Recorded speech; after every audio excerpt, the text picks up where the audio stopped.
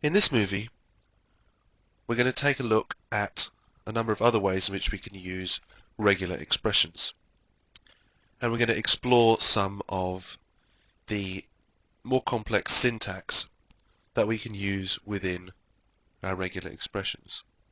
We're going to use the same format here of script, except that we're storing the regular expression within this variable here, and then simply referencing the variable within this function.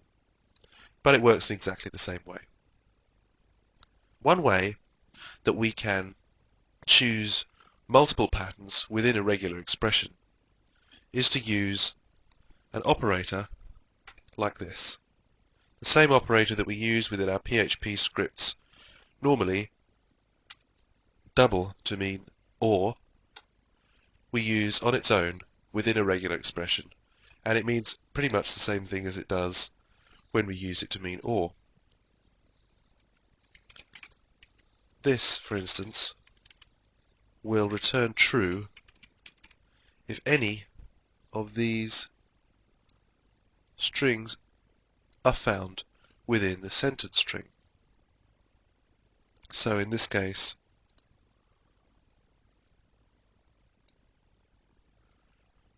if we test in our browser, the regular expression was found. That's because it found thank you within the sentence string. If we'd have used thanks, it would have worked just as well. We can use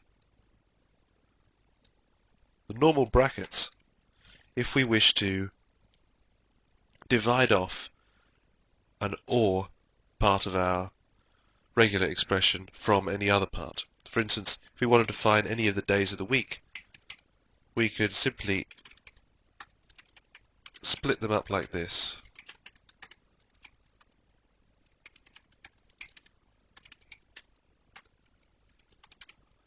And that would find any of the days of the week. For instance, if we included Saturday, it's found that regular expression too. The reason is that it found this part of the string and then it matched it to this part.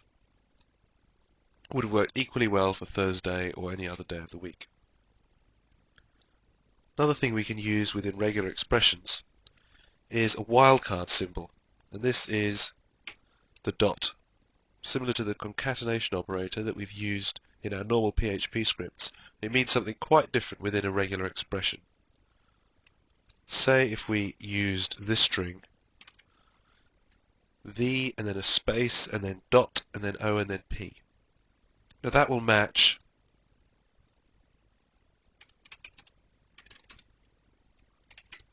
it's the cops, because this dot can stand for any character. So in this case, C can be used to stand in for this dot. So if we check that in our browser, it's found the regular expression. It's accepted that regular expression as true when compared to this string. However, if we were to say, it's the chops, for instance, and try that in our browser, we'll find that it's not happy with that. The reason for that is that this dot here only stands for one character. If we wanted to let it stand for one character or more, we could use the plus operator. And if we save that and check in our browser,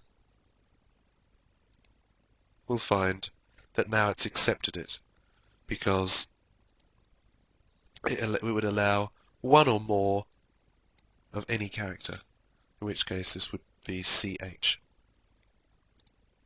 We can also use the wildcard character to specify, for instance, the number of characters in the entire string.